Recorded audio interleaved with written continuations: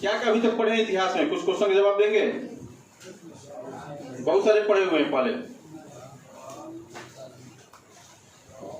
आधुनिक भारत पढ़े थे ना? आधुनिक भारत का इतिहास, जिसमें भारत में यूरोपियनों के आगमन से लेकर 1707 ईस्वी के औरंगजेब की मृत्यु के बाद के इतिहास को हम लोगों ने क्या किया था? पढ़ा था। और किस प्रकार से भारत में अंग्रेजों का साम्राज्य स्थापित हुआ, इसका भी हम लोगों ने अध्ययन किया था। और इस दौरान कौन कौन सी घटनाएं घटी थी, इसको भी पिछले क्लासों में हम लोगों ने अध्ययन किया है। तो कुछ क्वेश्चन का जवाब दीजिए। भारत की समुद्री मार्ग की खोज किसने किया? Vasco D gamma. कब भारत आया? 1498। तारीख कितना है? 17 मई 1498। कहां पर पहुंचा? केरल के कालीकट तट पर। और उसका स्वागत किसने किया? वहां के स्थानीय शासक जमोरी ने स्वागत किया। कितने बार वास्को डी गामा भारत आया? पहली बार तो 1498 में आया, और एक बार 2 बार आया। कब?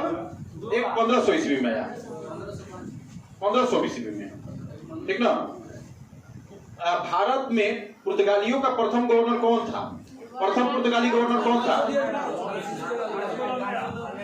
Francisco de Almeida. भारत में प्रथम पुर्तगाली गवर्नर फ्रांसिस्को द अल्मेडा दा। गोवा पर अधिकार किस पुर्तगाली गवर्नर ने किया था?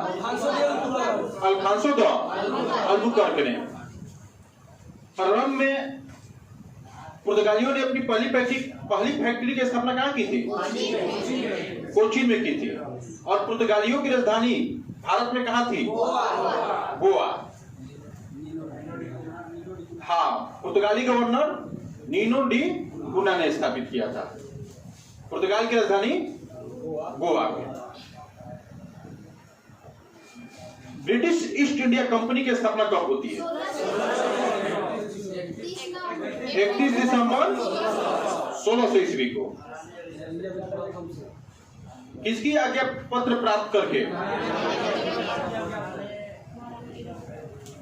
महारानी एलिजाबेथ प्रथम के आज्ञा से, ठीक ना? और इस तरह से भारत में अंग्रेजों का ब्रिटिश ईस्ट इंडिया कंपनी के माध्यम से भारत में आगमन शुरू हुआ। और अंग्रेजों ने पहली फैक्ट्री की स्थापना कहां की? सूरत में। जेम्स प्रथम राजदूत कौन था भारत में आने वाला? Captain Hawkins. और दूसरा राजदूत कौन था? सर थॉमस रो, ठीक ना? मद्रास शहर का स्थापना किसने किया था? Francis day. नहीं, बंगाल में पहली फैक्ट्री की स्थापना अंग्रेजों द्वारा कब? 1651 ईस्वी में। कहा? हुगली में। और बंबई को अंग्रेजों ने कैसे प्राप्त किया? दहेज के रूप में मिला था बंबई। किसकी शादी किसके साथ हुई थी? हाँ, पुर्तगाली राजकुमारी कैथरीन की शादी किसके साथ हुई थी? तो ब्रिटिश राजकुमार चार्ल्स से। और बंबई है ना, चार्ल्स को क्या मिला? दहेज के रूप में मिला। और क्या किया इसने ब्रिटिश ईस्ट इंडिया कंपनी को, यानी बंबई के गवर्नर उस समय तत्कालीन गवर्नर कौन? 1668 की ईस्वी की बात है ये। लगभग कितने की बात है? 1668 ईस्वी में। उसमें बंबई का तत्कालीन गवर्नर कौन था? जिसने बंबई का वो बंबई का संस्थापक भी है, गोराल्ड अंगियार। कौन था? गोराल्ड अंगियार था। और उसने बंबई को क्या किया? स्थापित किया। बंबई शहर को, है ना, बनाया। किसने? गोराल्ड अंगियार को। तो बंबई का संस्थापक किसको कहा जाता है? गोराल्ड अंगियार को। कलकत्ता के संस्थापक किसको माना जाता है? जॉन चरनॉफ को। मद्रास में किस किले की स्थापना हुई थी? फोर्ट सेंट जॉर्ज की स्थापना हुई थी। कलकत्ता में किस फोर्ट की स्थापना हुई थी? फोर्ट विलियम की स्थापना हुई थी। नहीं, और इस तरह से भारत में अंग्रेजों का व्यापार चल पड़ा। ब्रिटिश ईस्ट इंडिया कंपनी किस उद्देश्य से भारत में आई थी? व्यापार करने के उद्देश्य से। और आप देखेंगे कि 1600 ईस्वी से लेकर 1757 ईस्वी तक, ईस्वी से लेकर, है ना, ब्रिटिश ईस्ट इंडिया कंपनी का प्रमुख उद्देश्य क्या कर रहता है? व्यापार का विस्तार करना, व्यापार को काफी क्या करना, हाँ, बढ़ाना, व्यापार को बढ़ावा देना। और 1757 से लेकर 1857 तक British east India company Bharat में धीरे धीरे राजनीतिक हस्तक्षेप की क्या करती है? शुरुआत करती है। और हम लोग जानते हैं कि प्लासी का युद्ध 23 जून 1757, बंगाल के नवाब सिराजुद्दौला नहीं, उसको हराकर अंग्रेजी, है ना, ईस्ट इंडिया कंपनी, जो ब्रिटिश ईस्ट इंडिया कंपनी है, जिसका नेतृत्व उस प्लासी के युद्ध में, हाँ, अंग्रेजी सेना का नेतृत्व कौन कर रहा था? Robert Clive. 1757 के प्लासी युद्ध में अंग्रेजी सेना का नेतृत्व कौन कर रहा था? Robert Clive. और रॉबर्ट क्लाइव के नेतृत्व में अंग्रेजी सेना किसको पराजित करती है? बंगाल के नवाब सिराजुद्दौला को। और इस तरह से प्लासी के युद्ध में पराजित होने के साथ ही, है ना, बंगाल के नवाब का प्लासी के युद्ध में पराजित होने के साथ ही आंशिक रूप से बंगाल पर किसका अधिकार हो गया? अंग्रेजों का अधिकार हो गया। और बंगाल पर अंग्रेजों के अधिकार के लिए जो निर्णायक लड़ा गया वो कौन सा था? बक्सर का युद्ध 22 अक्टूबर 1764 को। 22 अक्टूबर 1764 को क्या हुआ? किनके बीच?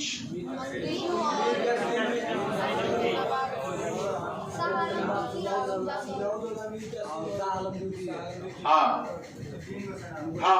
उत्तर भारत और पूर्वी भारत, नहीं, उत्तर भारत और पूर्वी भारत के 3 प्रमुख राजाओं का यहाँ पर क्या होता है? पराजय होता है। उसमें बंगाल के नवाब मीर कासिम, बंगाल के नवाब मीर कासिम, अवध के नवाब शुजाउद्दौला और मुगल सम्राट शाह आलम द्वितीय, इन तीनों की संयुक्त सेनाओं को बक्सर के मैदान में क्या किया जाता है? अंग्रेजों द्वारा 22 अक्टूबर 1764 को हराया जाता है। ठीक ना? और इस तरह से बक्सर के लड़ाई में अंग्रेजों की जीत के साथ ही भारतीयों के हथेलियों पर क्या अंकित कर दिया जाता है? गुलामी शब्द अंकित कर दिया जाता है। और इस गुलामी शब्द को कब मिटाया गया?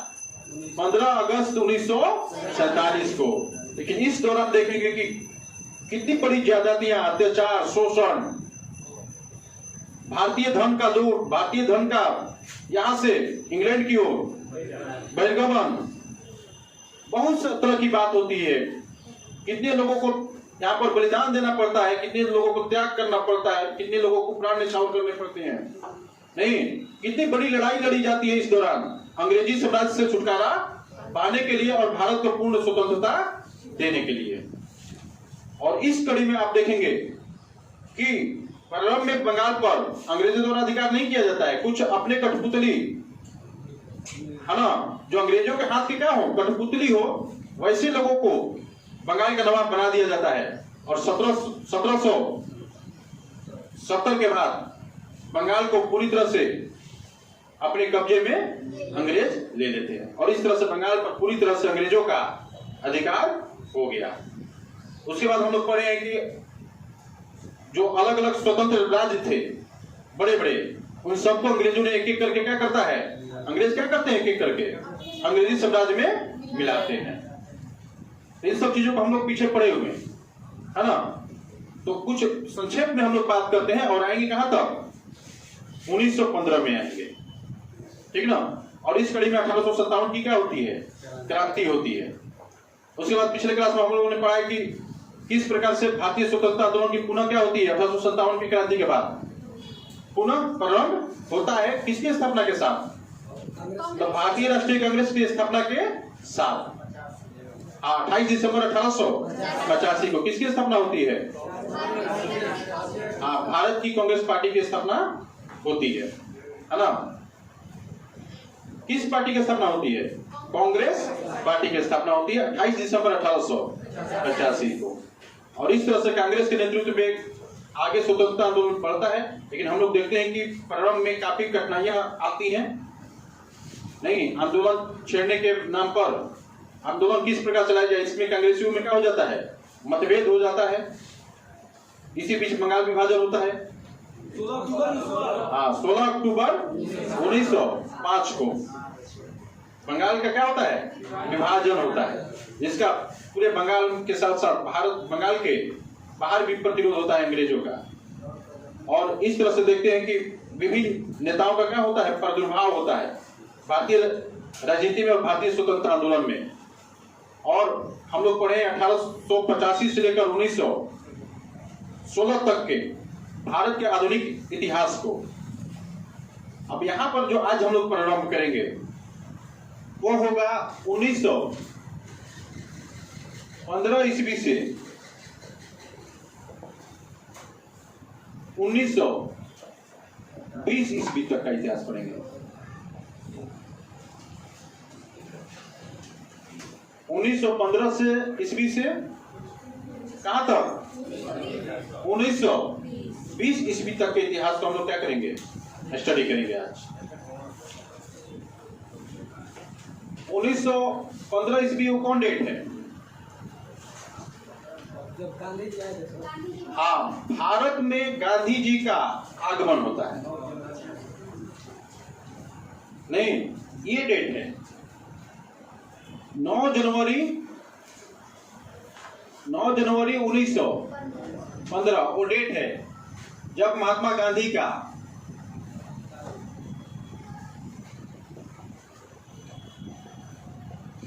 भारत आगमन होता है। और ये कौन सा डेट है? ये डेट है असहयोग आंदोलन का। असहयोग आंदोलन की शुरुआत।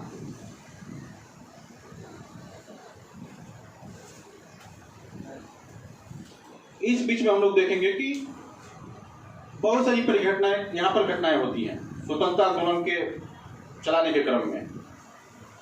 नहीं, अगर इस कड़ी में हम लोग अगर देखें इस बीच में तो कौन कौन सी घटनाएं घटी, तो आप कह सकते हैं कि लखनऊ अधिवेशन है ना? लखनऊ अधिवेशन, इसी समय क्या चल रहा था? होम रूल आंदोलन। गांधी जी का स्थानीय स्तर से ही सही, लेकिन भारतीय राजनीति में क्या होता है? प्रवेश होता है कहां से? तो चंपारण से।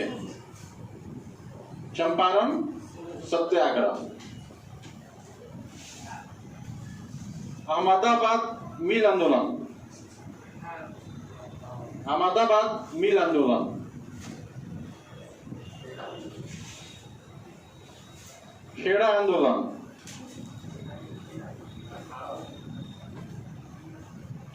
इसी समय रॉलेट एक्ट। जलियांवाला बाग हत्याकांड। जलियांवाला बाग हत्याकांड।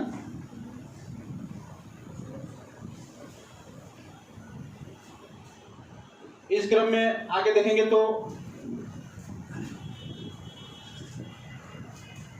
1919 का भारत शासन, ईस्वी का भारत शासन अधिनियम। भारत शासन अधिनियम। खिलाफत आंदोलन।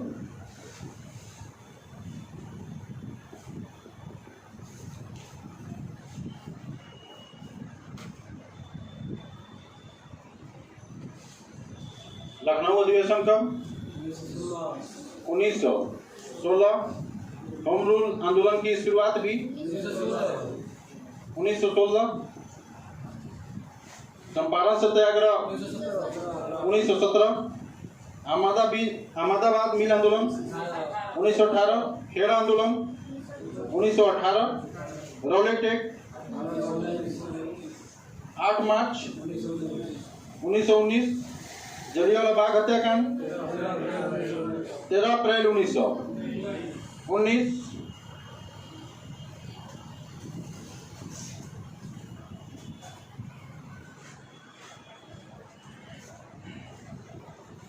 खिलाफत आंदोलन असहयोग आंदोलन के समय ही 1919 इसको कर सकते हैं। ये सारी घटनाएं हैं, ठीक ना। किसके बीच में? 1915 ईस्वी से 1920 ईस्वी तक जो है ना, भारतीय स्वतंत्रता आंदोलन के दौरान जो घटनाएं घटी, ये सारी घटनाएं हैं। इसमें से हम लोग लखनऊ अधिवेशन पढ़ चुके हैं और होम रूल आंदोलन पढ़ चुके हैं। इन दोनों को क्या कर चुके हैं? पढ़ चुके हैं। स्टार्टिंग कहां से करेंगे हम लोग? चंपारण सत्याग्रह से। लखनऊ अधिवेशन की अध्यक्षता किसने की थी 1916 ईस्वी में? अंबिकाचरण मजमूदार ने, ठीक ना। और ये अधिवेशन कहां पर हुआ था? लखनऊ में। इसकी प्रमुख बातें, कांग्रेस के गरम दल और नरम दल फिर से क्या हो गए? मिल गए। यानी कांग्रेस का क्या हुआ? यहाँ पर एकीकरण हुआ। जो 1907 ईस्वी में कांग्रेस का क्या हुआ था? विभाजन हुआ था। फिर से कांग्रेस क्या हो गया? एकजुट हो गया। इस अधिवेशन में 1916 के लखनऊ अधिवेशन में जिसकी अध्यक्षता की थी अंबिकाचरण मजमूदार ने, ठीक ना। तो यहां पर हम लोग किसका बात करेंगे? महात्मा गांधी के भारत आगमन और चंपारण सत्याग्रह का। तो इसको मिटा ना, और फिर एक एक करके हम लोग क्या करेंगे? सबको एक करके हम लोग पढ़ेंगे।